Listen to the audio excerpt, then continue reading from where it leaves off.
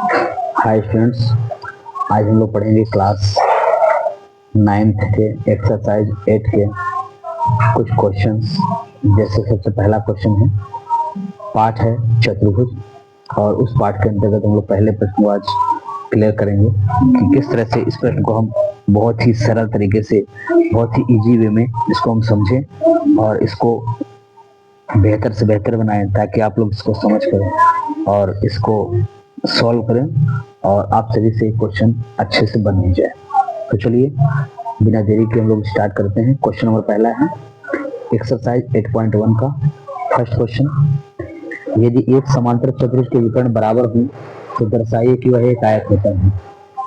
यदि एक समांतर चतुर्भुज के विकर्ण बराबर हो तो दर्शाइए कि वह एक आयत होता है। तो इस प्रश्न को हम लोग सॉल्व करने वाले हैं। सबसे पहले एक हम यहाँ पे शेप देके एक आकृति का निर्माण करेंगे, एक आकृति बनाएंगे और आप सभी के सामने यहाँ पे देखिए एक आकृति है और ये आकृति आपकी काहे की है? समचतुर्भुज की। किसकी है? समचतुर्भुज। सबसे पहले हम लोग यहाँ पे एक समचतुर्भुज बनाएंगे। इस समचतुर्भुज का कुछ न कुछ हम नाम दे देते हैं, ए, बी, सी और D. A B C D एक समांतर चतुर्भुज हो गया। तो सबसे पहले लिखेंगे दिया है। क्या लिखेंगे? दिया है। क्या दिया है? ए बी सी डी एक समांतर चतुर्भुज है। यहाँ ए बी सी डी एक समांतर चतुर्भुज है, ये दिया है। यहाँ ए बी सी डी एक समांतर चतुर्भुज है और यहाँ पे लिखा है तथा जिसके विकर्ण बराबर हो एवं विकर्ण क्या क्या बराबर है? तो विकर्ण हम बराबर कर लेंगे ए को सी से और बी को डी से। इसको हम दोनों को क्या करेंगे? ऐड कर लेंगे। तो यहाँ ए बी सी डी एक समांतर चतुर्भुज हो गया और विकर्ण ए सी बराबर किसको हो गया? बी डी के। एवं विकर्ण ए सी बराबर बी डी है। ये चीज क्या है? दिया है। हमें सिद्ध करना है। क्या सिद्ध करना है? क्या प्रूव करना है? तो हमें प्रूव करना है दर्शाइए कि वह एक आयत है। आयत बताना है, यानी ए बी सी डी क्या होना चाहिए? एक आयत। तो लिखेंगे कि ए बी सी डी एक आयत है। ये हमें क्या करना है? प्रूव करना है। अब यहाँ पे लिखेंगे उपपत्ति, प्रूफ, प्रूफ, प्रूफ। क्या प्रूफ करना है? तो ए बी सी डी क्या है? आयत। चलिए इसको देखते हैं। ए बी सी डी आयत बताने के लिए आपको किन्हीं दो कोणों को लेके चलना होगा। तो सबसे पहले हम बात करते हैं, लेके चलते हैं ए बी सी और बी ए डी। आप दो त्रिभुज को लेके चलिए। तो सबसे पहला त्रिभुज हम लेते हैं ए बी सी, दूसरा लेते हैं बी ए डी। चलिए लिखते हैं कि अब त्रिभुज ए बी सी, त्रिभुज ए बी सी हुआ त्रिभुज बी ए डी, हुआ त्रिभुज बी ए डी में। चलिए इन दोनों त्रिभुजों को हम देखते हैं। ए बी सी पहला त्रिभुज, बी ए डी दूसरा त्रिभुज। इन दोनों त्रिभुजों को आप सॉल्व कीजिए, यानी सबसे पहले इसको सर्वांगसम दिखाइए। तो सर्वांगसम दिखाने के लिए क्या करना होगा? आपको दो त्रिभुज लेकर चलना होगा। तो हमने ले लिया त्रिभुज ए बी सी और त्रिभुज बी ए डी। अब ए बी सी और बी ए डी में मिला क्या? तो सबसे पहले शर्त क्या मिल रही है? ए बी सी में B C, B A D में ए डी। तो सबसे पहले यहाँ पे हो गया बी सी बराबर A D, A B C में B C, B A D में ए डी। तो बी सी बराबर किसके हो गया? ए डी के। और ये क्या होता है? सर्वांगसम त्रिभुज की समभुजाएं क्या होती हैं? बराबर। यहाँ पर रीजन देंगे समांतर चतुर्भुज की सम्मुख भुजा समान होती है। समान होती है, ये रीजन आपको देना है। एवं दूसरा केस ऑलरेडी पहले ही बता चुका है कि AC बराबर BD के हैं। दूसरा केस है AC बराबर BD, AC बराबर BD, ये रीजन है। इस रीजन में हम क्या लिखेंगे, गिवन दैट, यानी ये दिया हुआ है पहले ही। और तीसरा क्या है, तीसरा तो तीसरा आपके पास क्या है, AB, AB बराबर AB, AB बराबर AB। AB क्या है, उभयनिष्ठ है।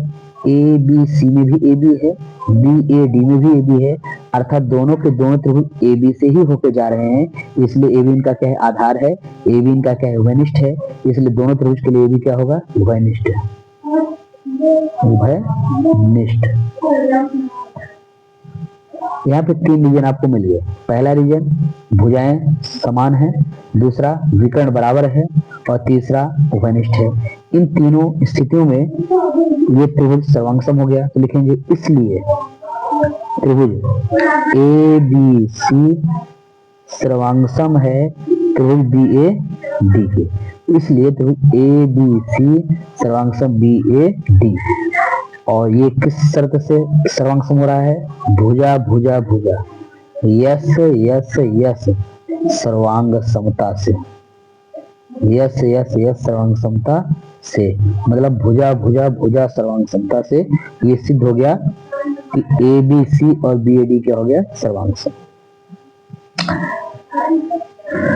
अब इसके बाद क्या करना है, जब त्रिभुज हमारा सर्वांगसम हो गया तो हमें यह पता है कि त्रिभुज सर्वांगसम होता है तो सर्वांगसम त्रिभुज की संगत भुजाएं क्या होती हैं, बराबर होती है। एक CP/CT कंडीशन यहाँ पे लागू होगा कि जब त्रिभुज हमारा सर्वांगसम हो गया है तो सर्वांगसम त्रिभुज की संगत भुजा क्या होगी, बराबर, और संगत कोण क्या होंगे, बराबर। तो लिखेंगे तो कोण ABC बराबर है कोण BAD के, आप इसको शॉर्ट में लिख सकते हैं CP/CT।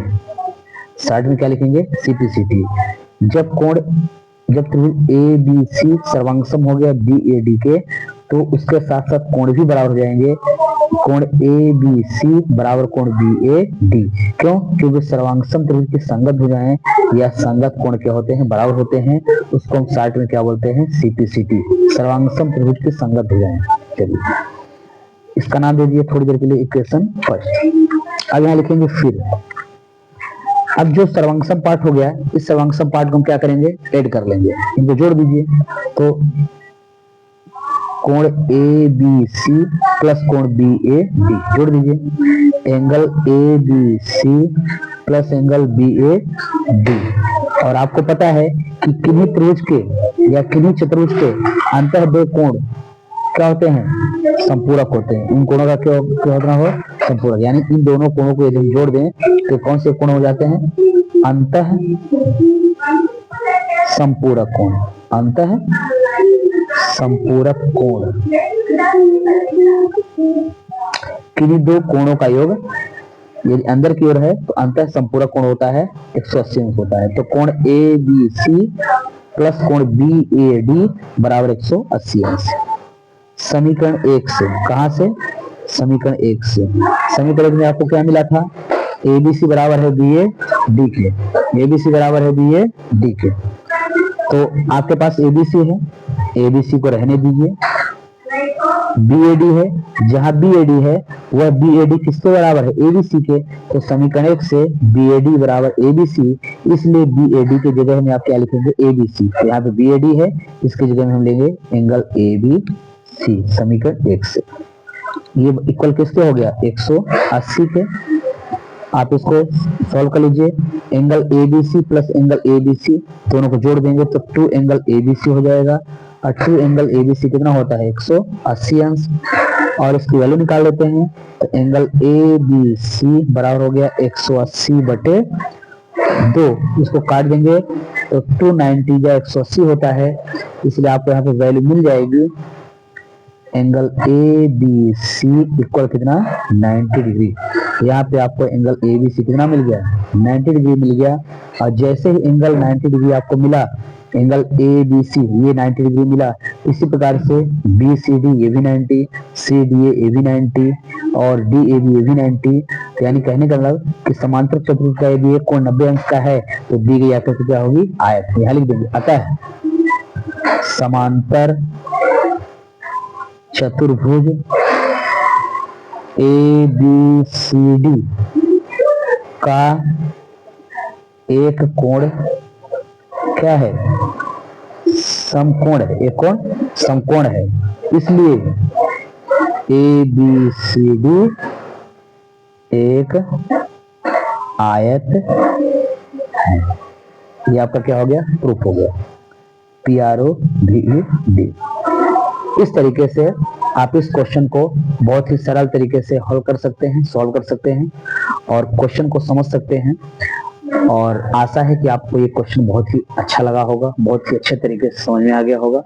और यदि आप इस चैनल में नए हैं तो प्लीज चैनल को लाइक करें, सब्सक्राइब करें और बेल आइकन जरूर प्रेस करें। यदि आप इस चैनल में पुराने हैं तो ज्यादा से ज्यादा अपने साथियों तक इस क्लास को शेयर करें, ताकि आपके साथी भी इस क्लास को देखें, समझें और अपने डाउट को क्लियर करें।